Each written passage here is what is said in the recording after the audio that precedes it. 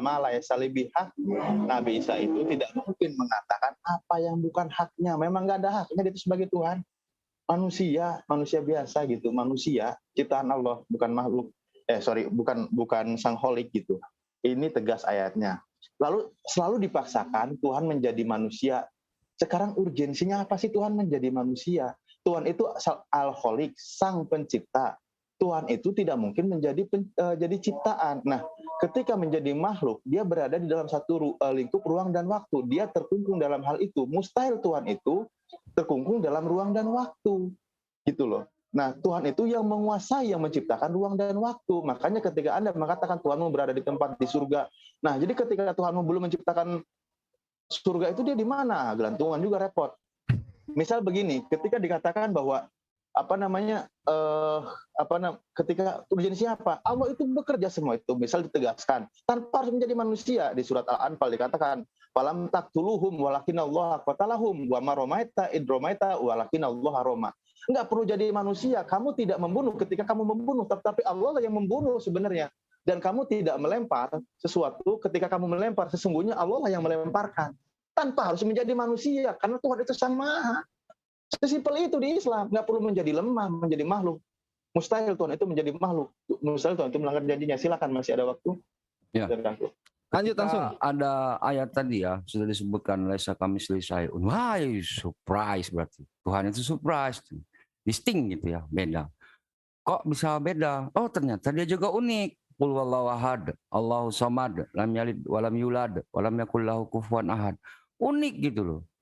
Dia satu, ya, tidak berpasangan, tidak juga bersarikat atau berjamaah. Satunya bagaimana? Yang tidak bergantung kepada ciptaannya, tidak berdiri di Gunung Sinai, tidak naik kerub, tidak butuh dihibur atau Nuh dan Abraham, nggak butuh makan minum, nggak butuh, nggak tidur dan tidak ngantuk, nggak. Begitulah Tuhan kami. Lam yalid walam yulad. Ini udah jelas ini, Isa bukan Allah gitu. Laqad kafaral ladzina qalu innallaha wal masih ibnu Maryam. Itu hukumnya menyamakan Allah dan Isa adalah kafir. Siapa yang mengajak ini? At-Taubah 30. Yahudi berkata Uzairan Allah. Nasrani berkata Isa anak Allah. Mereka meniru Yahudi. Seperti itu. Gampang ya. Ittakhazu arbarahum warbanahum arbabam min dunillah wal masih ibnu Maryam. Mereka mengambil pendidik, pemelihara, penguasa. Itu. Jadi alim-alim mereka, rahib-rahib mereka selain Allah dan Rasulnya. Hujurat ayat 1, dia mendahului Allah dan Rasulnya. Kenapa Rasul di sini dikaitkan? Karena dialah yang perantara untuk memberikan wahyu. Wajib ditaati, segampang itu ya. Tapi ditaati adalah firman-Nya Allah yang ada di dalam hati-hati para Rasul. Nah, untuk ini, untuk pertanyaan yang kedua adalah bunglon. Jika bunglon nempel di pohon yang hijau, dia jadi hijau. Coklat dia jadi coklat. Subhanallah amma yusyrikun. Maha suci Allah apa yang mereka sekutukan, persamakan. Saroka, dua hal yang berbeda seolah-olah sama. Oh, enggak begitu. Maha suci Allah dari mereka sifati. Jadi sifat Tuhan itu kayak bunglon ini. Sifat Tuhan itu kayak Jibril itu. Hina ini semua di hadapan Allah. Semua makhluk Allah itu hina di hadapan Allah Subhanahu wa taala. Kenapa hina? Karena mereka dikuasai Allah. Innallaha ala kulli syai'in qadir. Siapapun dia. Maupun jadi pape kalian sekalipun itu hina di hadapan Allah Subhanahu wa taala. Kalau kalian mau tahu. Kenapa? Allazi khalaqal mauta wal hayata liyabluwakum ayyukum ahsanu amala. Allah yang menghidupkan. Allah yang mematikan. Al-Maidah 17 tadi terusannya mudah saja bagi Allah apabila ia berkehendak untuk memusnahkan Isa dan ibunya. Karena dia yang mematikan. Itu Tuhan itu. Dan dia menciptakan. Dari awal tadi ini sampai sekarang ini perdebatan ini. Saya minta ayat penciptaan di kalian. Satu pun gak ada yang bisa memberi. Bagaimana ini mau debat? Kalau debat itu apple to apple gitu loh. Kalau nggak ada gimana dong? Ayo. Mana ayat penciptaan kalian? Saya minta. Tanda-tanda penciptaannya nggak ada juga. Langit dan bumi, astrofisika, geologi, biologi, zong semua nggak ada. Thank you. Oke, ya waktunya habis, tapi kalau nggak ada gimana dong gitu ya. Jadi ini tanya dan jawab. Kita masuk ke ini ya sesi menanggapi nih 5 menit 5 menit. Ya, aku dulu ya, teman-teman. Silakan dari Ginca Ya, untuk Oke, menanggapi. good. Jadi gini ya, teman-teman netizen, coba kalian benar-benar renungkan ya. Jadi gini, ketika tadi Bro Tristan bilang manusia itu kan hina, coba kalian ya telaah ya. Apakah malaikat Jibril yang berubah menjadi manusia pada saat ketemu Maryam, malaikat itu hina dibilang sama Tristan loh. Ngeri loh ini. Hati-hati kalian. Artinya sesosok yang hina menjumpai. Inilah gaya Ginting. Kalau ada salah sedikit ucap, jadi digoreng.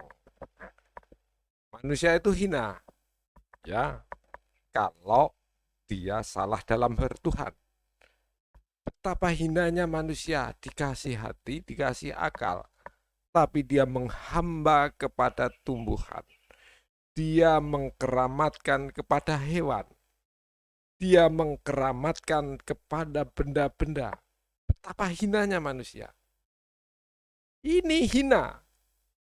Karena sudah dikaruniai akal dan hati. Tapi manusia itu akan mulia kalau mampu menempatkan bersyukur terhadap apa yang Allah berikan. Yaitu apa? Amanah. Amanah manusia. Nah, tadi hina. Hina saya seperti apa? Kita ini hebat. Ahsani takwim. Sebaik-baik penciptaan. Tsumma asfala safilin. Kemudian bisa menjadi serendah-rendahnya posisi. Aspal yang digilas, diinjak-injak. Jadi ada yang mulia, ada yang jadi rendah. Itu proses gimana menyikapi hidup ini. Aku sedikit yang kadang-kadang menggelitik ini. Apa yang Ginca tadi sampaikan itu selalu semacam itu. Jadi kalau salah berucap sedikit saja digoreng. Pada itu tadi nggak esensi, yang esensinya itu bahwa manusia itu hina. Ya, arahnya supaya apa? Manusia itu hina, terciprat yang dari terpancar keluar dari lubang ya, yang najis misalnya. Itu adalah pembelajaran jangan sampai kita ini sombong, takabur, intinya harus tahu diri lah. Tapi kalau terus digoreng hina dalam artian manusia itu hina, kenapa ada? Nah ini yang sering terus jadi ya pertanyaan-pertanyaan yang sebetulnya nggak esensial. Karena sebetulnya ajaran agama itu kan intinya semuanya mengajarkan supaya dia benar dalam bertuhan. Kunci pertama itu imannya itu benar. Kalau dari sisi perilaku manusia ke manusia, itu semacam-macam. Orang pura-pura iman aja nggak punya iman banyak. Pura-pura iman, pura-pura Islam, ada. Artinya imannya harus benar. Dan itu manusia nggak bisa menghakimi, tahu posisi hatinya. Tapi kuncinya ya bertuhannya harus benar, imannya harus benar. Kalau tadi Bang Tristan ngomong manusia hina, udah digoreng. Apa itu penyadaran? Sangat hina manusia itu manakala manusia itu menyembah manusia. Apa hinanya? Menyembah raja.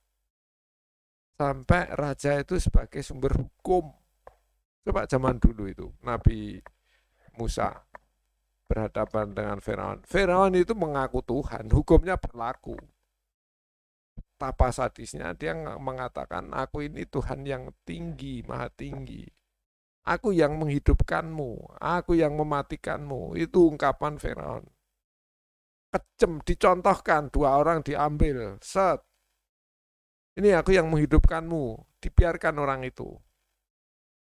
Aku yang mematikanmu, yang satunya ditebas lehernya.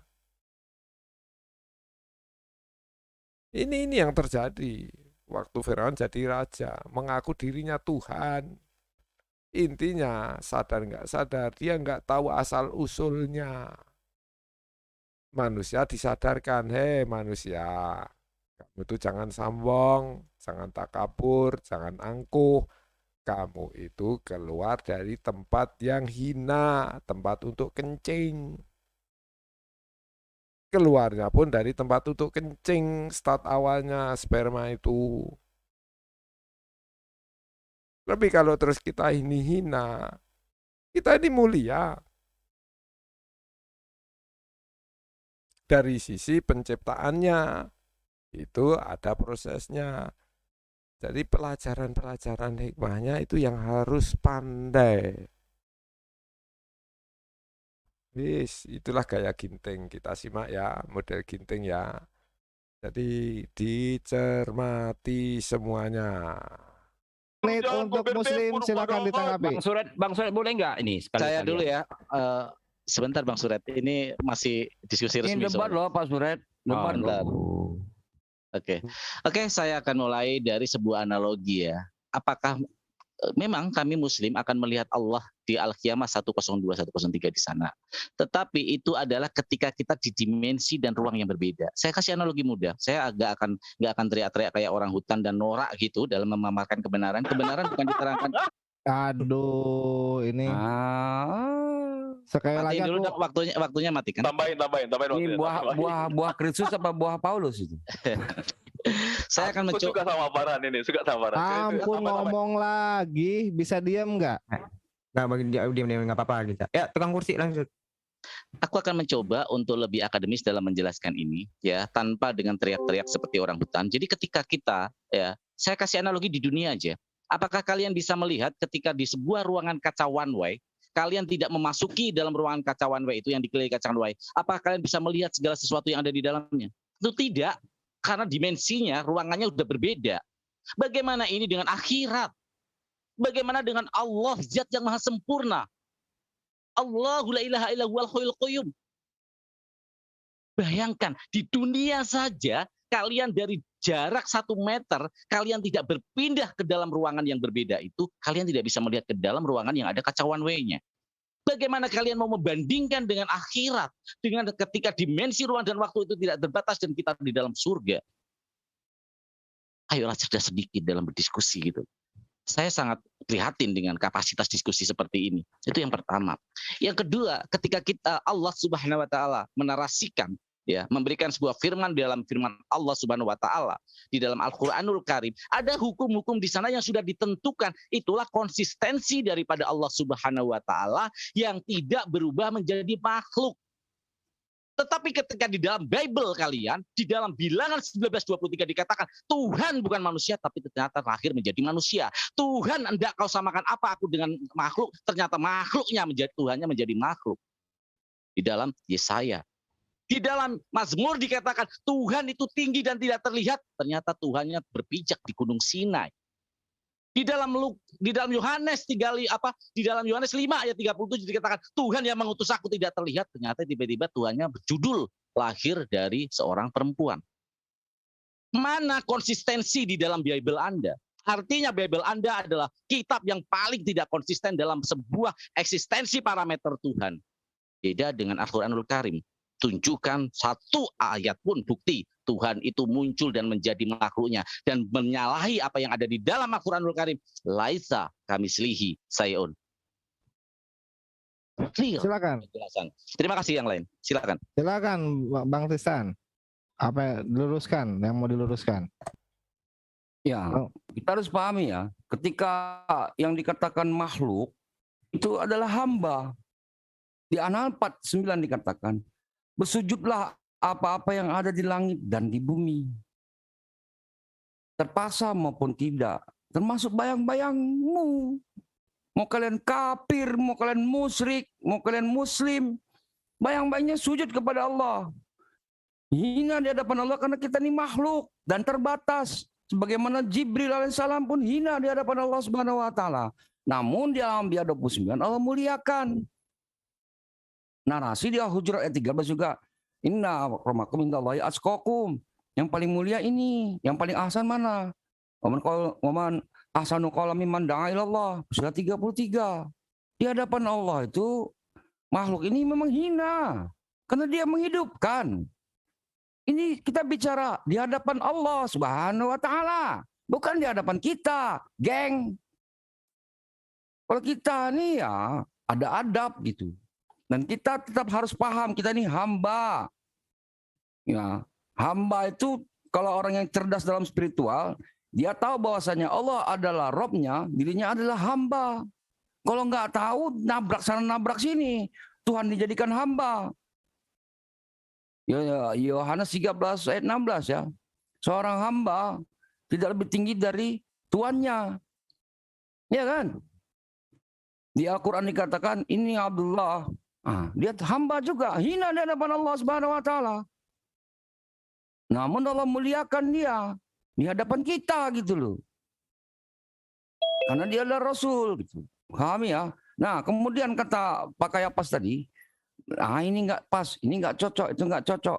Kasih An-Nisa 136. Ini lazina dalam aduh lupa saya itu ayatnya. Bentar. Ya ayyuhallazina aminu billahi wa rasulihi wal kitabil ladzi nazzala ala rasulihil kitab billazi unzila min qabl. Wa may yakfur billah. Kafir kepada Allah. Letaknya di mana? Baina ayat 6. Finnari jahannam. Kan kafir kepada Allah. Oke. Waktunya habis. Waktunya habis. Kalau Yaruna min dunillahi nasa. Tambahkan sedikit nggak apa-apa, tambahkan sedikit. Bang Tristan tuh nggak apa-apa. Oke, waktunya habis. Kalau mau mulia di hadapan Allah tuh, geng. Ini diskusinya teramat sangat seru. Sebenarnya kalau diperpanjang akan semakin seru, tapi ya ini kita sudah panjangin aja sampai malam, nggak apa-apa. Mantap. Ini sudah sesi ke-10 tanya jawab ya. Jadi sudah sesuai kesepakatan sampai 10 sesi kita tanya jawab. Dan ini sudah sesi ke-10. Jadi ini gimana? Mau lanjut ke partisipan? Bersedia? Closing 10 menit dulu baru partisipan. Closing dulu 10 menit. Agak panjang ini.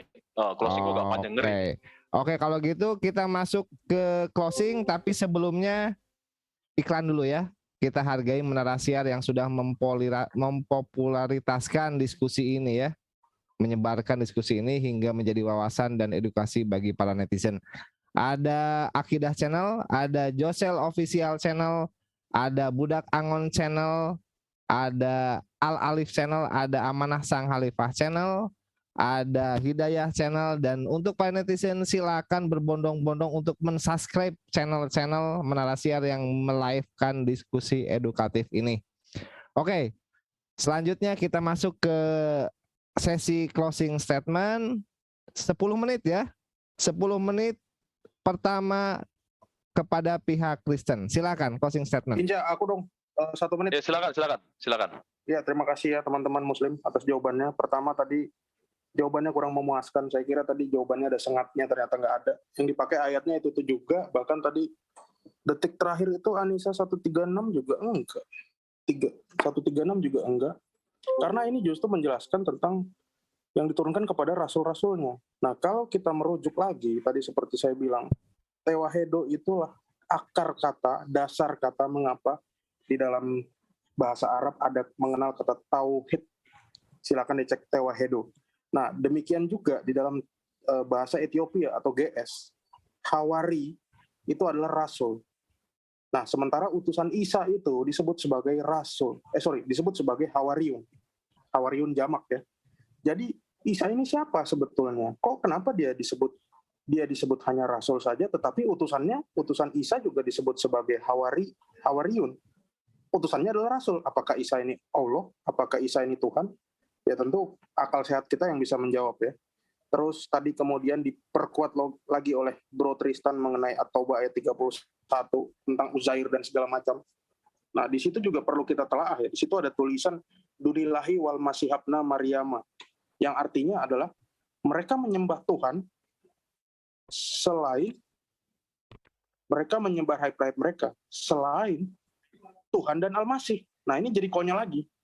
Kenapa Tuhan dan Al-Masih itu digabungkan di situ? Ini kan aneh. Sementara tadi saya udah kutip dalam Al-Maidah 72, Muslim ini tidak setuju dengan monofisik. Karena apa? Karena telah kafirlah orang yang berkata Isa putra Maryam adalah Allah. Ya kami orang Kristen juga mengakui, karena keselamatan itu juga datang dari kemanusiaan Yesus yang mati di kayu salib. Firman atau Sang Allah itu tidak bisa mati di kayu salib. Jadi mari kita renungkan baik-baik, kita buka sejarah, cara membaca kita tadi seperti katanya Bro Daniel, RCS-nya diperbaiki, yaitu kita perbaiki agar diskusi kita lebih mantap. Terima kasih moderator, lanjutkan. Ya, aku tambahin ya, agak panjang ini ya, Prof. Jadi begini ya, perhatiin ya. Aku coba summary jawaban dari teman-teman Islam. Ini menarik, perhatiin kalian ya. Tadi topik kita adalah kriteria Allah versi Islam dan Kristen. Perhatiin. Yang kucatat ada 5 yang dijawab sama teman-teman. 1, perhatiin ya. Sifatnya mustahil. Mantap. Kedua, tidak bisa berubah menjadi makhluk. Ngeri kawan.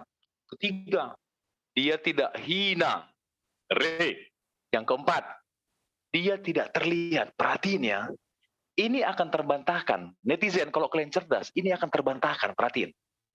Di kalian, pada saat nanti di akhirat, kalian bayangin ya, akan ada sifat-sifat keduniawian pada saat kalian di jannah, kawan. Contohnya apa, Ginca?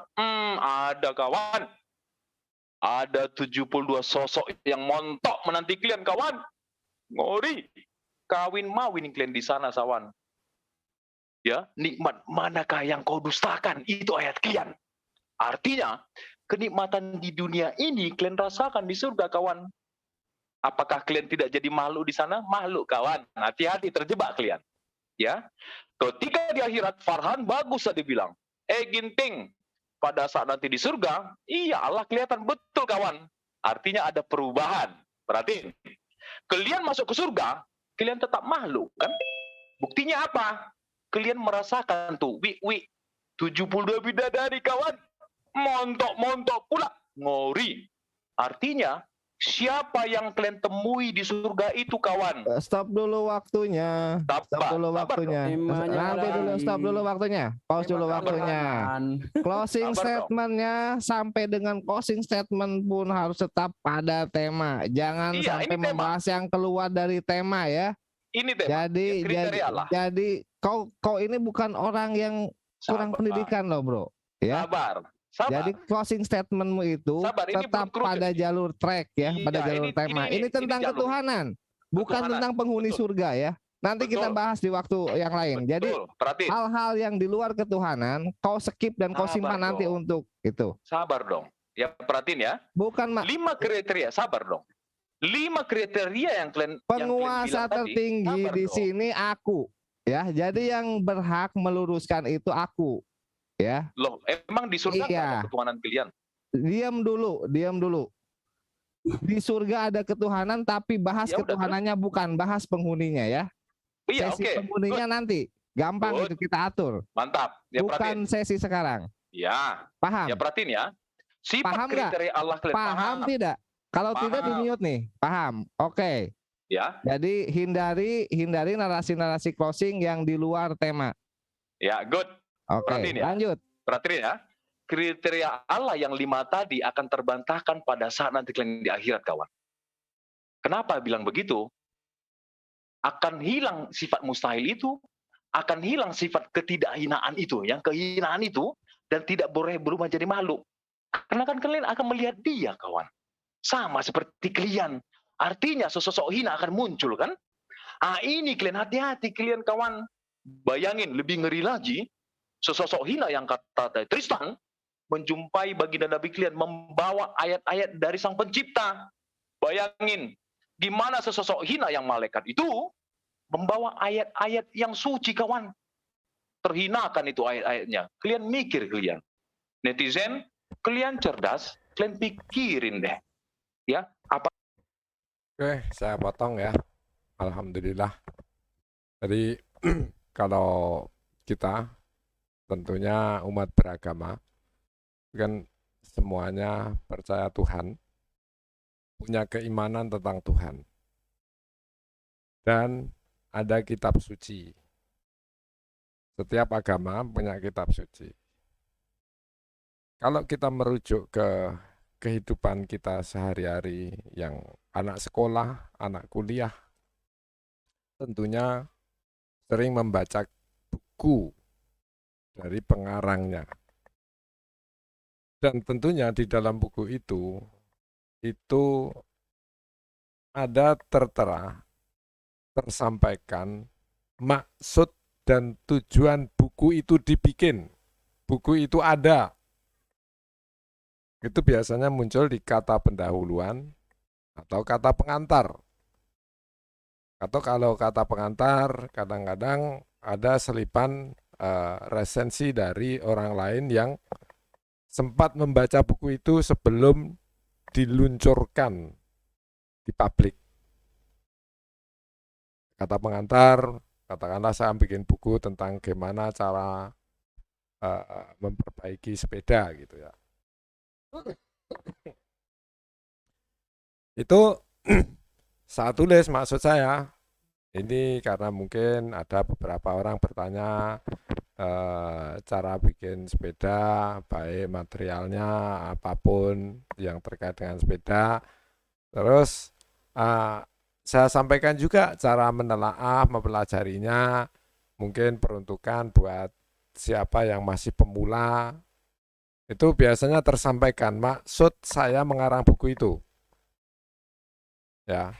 Sebelum saya luncurkan, kadang-kadang saya mungkin ini baiknya gimana, apakah nanti ada salah kata atau salah sistem penyampaian, metodenya, metode cara menyajikannya, itu kadang-kadang minta temen sebelum saya luncurkan. Nah, nanti ada kata pendahuluan, ada kata pengantar di dalam buku itu. Nah, kita sebagai orang yang punya agama, tentunya bertanya-tanya juga, kitab suci ini diperuntukkan untuk apa sih? Menerangkan bagaimana sih kitab suci ini? Kalau itu nggak ada, jadi kita hanya rapuh kita. Ternyata katakanlah kitab suci ini diperuntukkan ya bukan apa, hanya tertulis saja terus kita wah udah saya yakini. Sementara di kitab itu nggak tertulis kitab ini untuk siapa dan bagaimana cara menelaahnya. Makanya kadang-kadang ada aneh, kita meyakini kitab suci, tapi nggak tahu peruntukannya kitab suci itu sesuai kitab itu menyampaikan apa di kitab itu. Peruntukannya untuk apa? Saya sebagai muslim makin yakin dari diskusi yang ada ini dengan Al-Quran saya. Di Al-Quran tidak hanya sekali dua kali tertuang, ya, Al-Quran itu untuk manusia. Manusia yang bagaimana? Nah, kalau manusia menempatkan Al-Quran sebagai pedoman hidupnya, manusia itu akan selamat. Karena itu untuk manusia terpaparkan di situ berbagai perangai manusia. Ada yang beriman, ada yang kafir, ada yang munafik, ada yang zalim, ada yang fasik. Perilaku manusia terpaparkan semua. Saya makin yakin dengan Quran. Termasuk setelah diskusi ini. Karena memang manusia itu hudal linas. Petunjuk untuk manusia. Terbukti banyak orang yang tadinya tidak meyakini Quran. Dia tadinya masih belum Islam. Mempelajari Quran. Menelaah. Akhirnya tergerak hatinya. Akhirnya mengakui ini benar. Nah, jadilah mu'alaf. Sekarang kita lihat, kita compare. Ada nggak orang yang tadinya bukan Kristen, menelaah tentang Bibelnya, terus jadi dibaptis? Ilmuwan mana yang fenomenal? Bukan ecek-ecek, karena kalau ecek-ecek orang banyak kibul mengibul. Dan itu sangat mungkin. Quran memaparkan semuanya itu. Ada yang pura-pura Islam, tapi hatinya sebetulnya tidak Islam. Ada, dipaparkan semua. Nah, apa yang barusan diskusi ini saya makin yakin dengan Quran saya ada semacam sentilan ya. Sentilan sebenarnya tidak hanya sekali dua kali, sentilan itu hanya mungkin narasinya yang beda-beda, hanya mungkin ada satu yang ingin saya sampaikan itu di surat Al-Kahfi. A'udzubillahi minasyaitonirrajim. Wa ma nursilul mursalina illa mubasyirina wa munzirina wa yujadilul ladzina kafaru bil batili liyudhidu bil haqq wattakhadhu ayati wa ma unziru huzwa. Nah, itu ini dimaksudkan semacam ini. Dan tidaklah diutus seorang utusan, seorang rasul itu kecuali untuk menyampaikan berita gembira. Berita gembira tentang bahwa Allah itu Maha Penyayang, Maha Pengasih. Kalau kamu mau baik, lakukanlah ini. Ini berita gembira, nanti akan ada balasannya yang enak-enak. Ada berita gembira. Menyadarkan bahwa manusia itu siapa. Berita baik itu. Kalau enggak kita nabrak-nabrak. Wa munzirina. Dan sebagai ada berita yang beri pengingat atau peringatan atau penyadaran.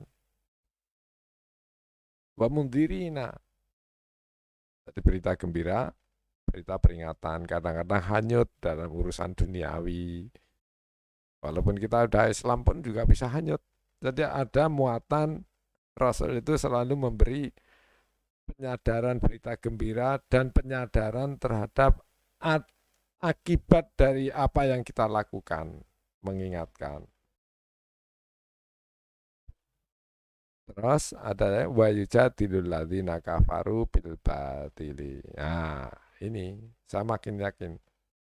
Dan orang-orang yang senantiasa mengkafiri orang-orang kafir, wa yujadilul ladzina kafaru bil batili. Orang-orang yang kafir itu senantiasa mencari celah-celah dengan cara yang enggak benar.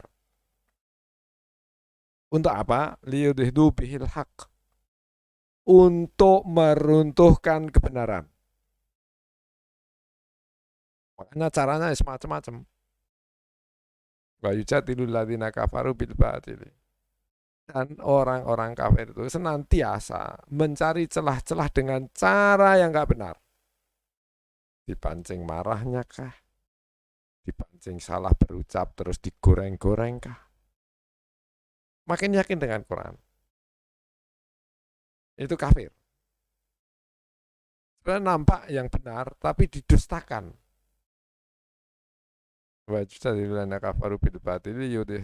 Untuk meruntuhkan kebenaran. Jadi dengan hati yang jernih, dengan pikiran yang ya artinya tidak ada unsur-unsur yang kelicikan, insya Allah tercerahkan dan nyaman. Jadi saya lanjut wa yujadilul ladzina kafaru bil batili liyudhidil bihil haqq wattakhadhu ayati wa ma unziru huzwa. Dan mereka itu akan menggunakan memakai ayat-ayat Al-Qur'an, ayat-ayat kehidupan bahwa itu diambil hanya sebatas untuk sebagai olok-olok, dianggap lucu-lucuan. Sementara sadar nggak sadar, hidup itu semua teratur dengan ketetapan bahwa nanti yang hidup itu pasti mati. Islam menyadarkan semua ada resiko sebab akibat. Jadi makin yakin dengan Quran, bahwa orang-orang kafir akan selalu berusaha dengan cara yang salah yang batil dengan cara apapun halal haram hantam untuk mengalahkan kebenaran. Nah, ini yang terjadi. Dengan pelintiran-pelintiran, logika-logika, ya kita jangan sampai terperosok. Jagalah iman, insya Allah iman kita terbimbing. Rujukan iman mengacu ke Quran. Bukan iman mengacu ke pemikiran. Kalau pemikiran nanti kita akan kebingungan karena iman itu semuanya sifatnya gaib. Iman kepada Allah. Pernah ada orang melihat Allah? Enggak ada. Iman kepada malaikat. Pernah orang secara visual melihat malaikat? Enggak ada. Iman kepada kitab yang Allah turunkan di bumi ini? Kita enggak pernah melihat. Oh, Nabi udah meninggal. Gaib itu. Itu peristiwa masa lalu. Kita enggak menyaksikan. Zaman Rasulullah itu turunnya. Termasuk rukun iman. Harus apa? Mengimani bahwa sebelum Nabi Muhammad ada kitab-kitab yang sebelumnya ada. Itu juga gaib. Dan itu sifatnya sudah terlewati. Yang terlewati kita nggak menyaksikan kok. Rukun iman. Iman kepada kitab, kepada Allah, malaikat, kitab, kepada para nabi dan rasul. Lah kita beriman kepada Nabi Muhammad. Gaib. Udah nggak hidup kok saat ini. Pada saat Nabi Muhammad hidup, terhadap Nabi Muhammad dia ikut menyaksikan. Tapi nabi-nabi yang sebelumnya gaib. Nggak nampak, nggak ngalami. Gaib. Nah, terus iman kepada takdir. Qadha dan qadar. Itu juga gaib. Yang mentakdirkan kita hidup siapa? Bukan kita. Nanti mati, yang menentukan mati siapa? Bukan kita juga. Jadi ada takdirnya, ada ketetapannya, ada batasannya, ada ukurannya, ada takarannya. Siapa yang beri keteraturan alam ini? Jadi takdir itu bukan hanya sebatas untuk manusia. Jagat raya alam semesta itu ada takdirnya. Sehingga kita bisa mengambil hikmah dari takdir-takdir itu, berkembanglah ilmu pengetahuan. Coba kalau matahari terbitnya nggak sesuai takdir, ngaca, terbitnya suatu saat dari timur, suatu saat dari utara, suatu saat dari tenggara, suatu saat dari manalah dari barat, ilmu pengetahuan nggak berkembang. Jadi keteraturan yang ada, inilah takdir. Tidak hanya manusia. Manusia diberi takdir, takdirnya manusia apa? Ada amanah. Ada takdir untuk manusia itu mampu untuk menentukan baik, buruk, benar, salah. Karena takdir manusia dikasih takdir akal. Dikasih karakteristik yang melekat dalam diri manusia itu. Mungkin itu, jadi kitab suci itu tentunya harus sadar betul diperuntukkan untuk apa. Kitab suci itu bicara seperti apa. Kalau enggak, kita gegabah langsung meyakininya. Sementara kitabnya enggak menyampaikan untuk itu. Saya sebagai muslim, di Quran jelas, dalinas, Quran itu, petunjuk bagi manusia. Wabayinati minal huda. Dan menerangkan tentang petunjuk itu. Wal furqan, insya Allah nanti akan sampai mampu membedakan yang benar dan yang salah. Itu dibimbing harus. Al-Baqarah ayat 2. Dzalikal kitabul la raiba fihi hudan lil muttaqin. Kitab Al-Quran sebagai petunjuk pedoman orang-orang yang bertakwa. Jadi untuk manusia, tadi di Al-Baqarah yang 186 kalau nggak salah, lupa. Untuk manusia, Kalau sampai bisa meyakininya, nah ini penekanan itu dari Allah. Itu orang-orang mutakin. Karena kita nggak sadar sebagai manusia kadang-kadang ada yang meragukan mungkin. Karena keilmuannya yang masih dangkal. Tapi untuk meyakininya, itu harus difilter dengan akal. Alangkah naifnya kita merendahkan diri, menghamba kepada sesuatu yang nampak. Yang nampak itu nggak mungkin itu Tuhan. Ya, nggak mungkin. Nggak mungkin, itu pasti benda. Baik benda hidup, benda mati. Yang nampak itu pasti benda. Baik benda hidup atau benda mati. Nggak mungkin itu Tuhan. Nah ini logika berpikir jadi simpel sebetulnya. Satu itu, terus kedua kita yang beragama meyakini ada kitab ya. Kitab sucinya itu diperuntukkan apa? Quran menjelentrenkan itu. Quran itu untuk ini, untuk manusia. Ada dikasih contoh tentang supaya yakin ya tertulis misalnya ada aturan-aturan. Nah, kalau kenapa Tuhan memberlakukan seperti ini, seperti itu. Selama di Quran dipaparkan, ya kita percaya Quran. Kalau enggak, ya kita enggak tahu rahasia Tuhan. Bukan Tuhan maunya manusia. Yang terjadi dipaparkan di Quran, ada manusia yang dulu sempat hidup zaman Nabi Musa itu selalu menyoal tentang Tuhan. Sementara para nabi itu mencontohkan kalau perintah itu dari Tuhan itu enggak menanyakan. Kalau orang menanyakan perintah Tuhan itu pada dasarnya enggak ingin taat. Apakah kalau tahu alasannya terus mengikuti?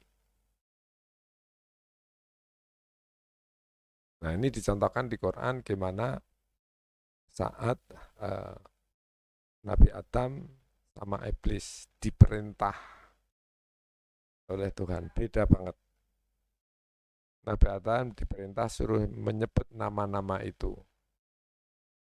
Yang ada waktu digambar ke malaikat itu.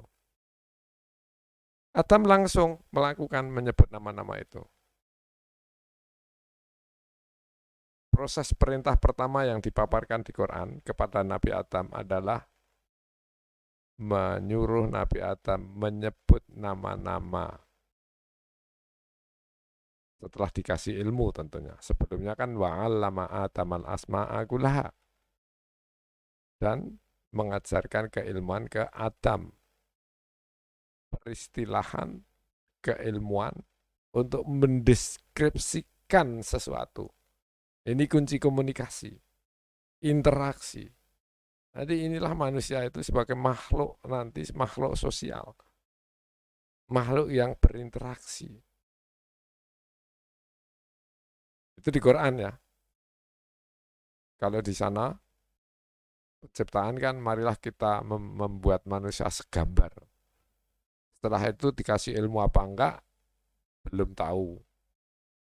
Karena belum makan buah ilmu pengetahuan. Ya, mungkin beda persepsi pengajaran. Jadi ya perintah Adam suruh nebut nama-nama.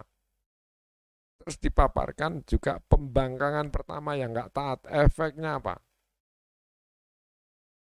Karena masalah taat dan tidak sebenarnya perintah itu. Kalau menyoal kenapa Tuhan begini, itu yang sering terjadi di umat. Kalau dalam perdebatan umat di luar Islam ya.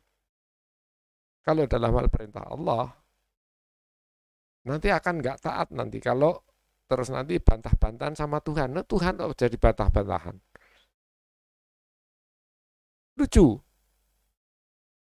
Dan ini contohkan para nabi. Nabi Ibrahim bermimpi mengorbankan anaknya. Apa yang dia sampaikan? Bukan terus bertanya ke Tuhan, Tuhan kenapa engkau perintahkan aku mengorbankan anakku? Enggak. Taat.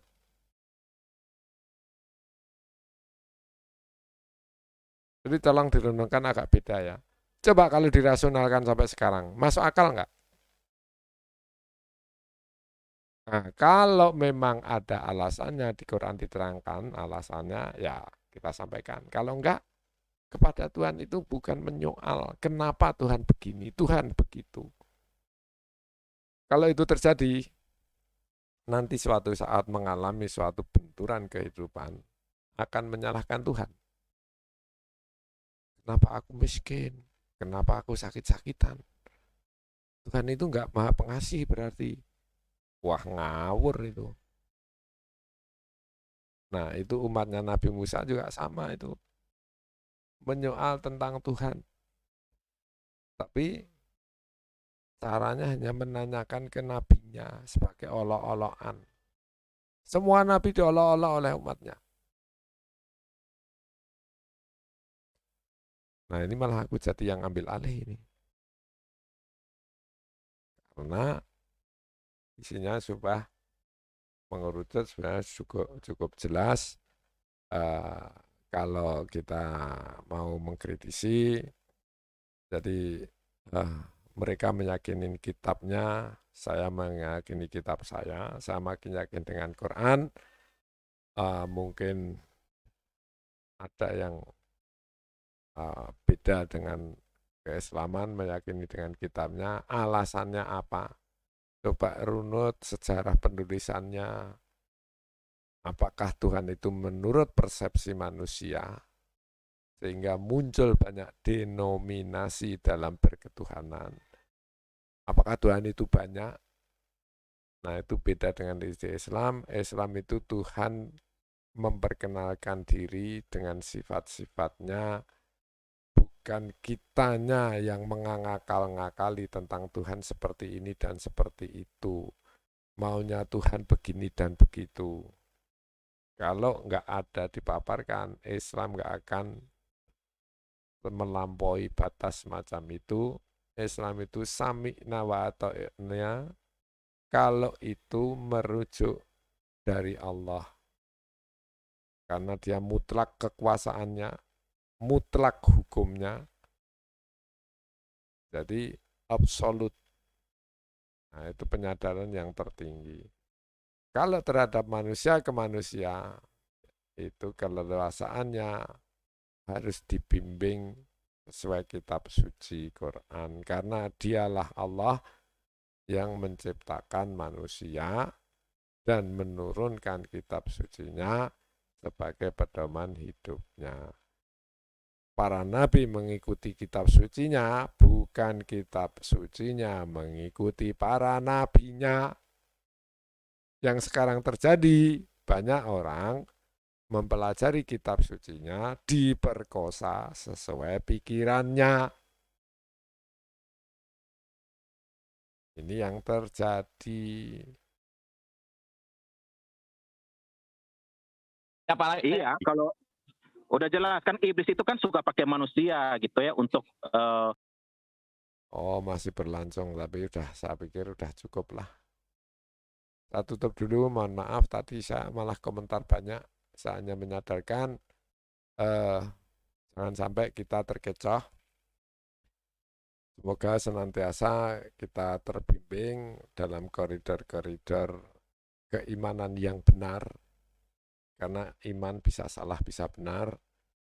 Keimanan yang benar, keimanan kepada Allah dengan cara yang benar, keimanan pada malaikat dengan cara yang benar, keimanan kepada nabi dan rasul para utusan dengan cara yang benar, keimanan kepada kitab sucinya dengan cara yang benar, terus percaya kepada takdir dengan cara yang benar. Di sini berkali-kali ngomong benar di dalam hal bagaimana kita menelaah, ya, menelaah, menyikapi hidup kita, menempatkan Allah, malaikat, baik pemahaman atau tindakan atau sikap kita.